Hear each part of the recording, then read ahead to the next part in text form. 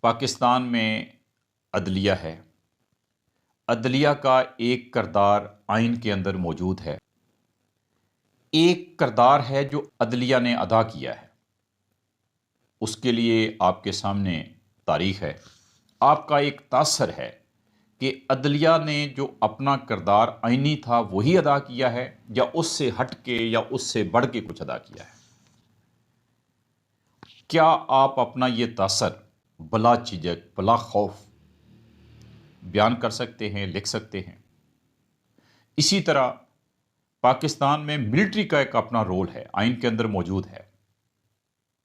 Military کا ایک تو آئین اور قانون کے مطابق کردار ہے، دوسرا ہے کہ جو اس نے کردار ادا کیا ہے، جو آن گراؤنڈ موجود ہے، تاریخ میں موجود ہے۔ آپ اس پہ اپنی رائے ظاہر کرنا چاہتے ہیں، آپ اس پہ لکھنا چاہتے ہیں، بولنا چاہتے ہیں، کیا آپ بول سکتے ہیں؟ اس کو اظہار رائے کی آزادی کہتے ہیں۔ اگر آپ کو اظہار رائے کی آزادی ہے، آپ بلا خوف و خطر جو کہنا چاہتے ہیں، جو لکھنا چاہتے ہیں، آپ کر سکتے ہیں، تو پھر اس کا مطلب ہے کہ آپ آزاد ہیں۔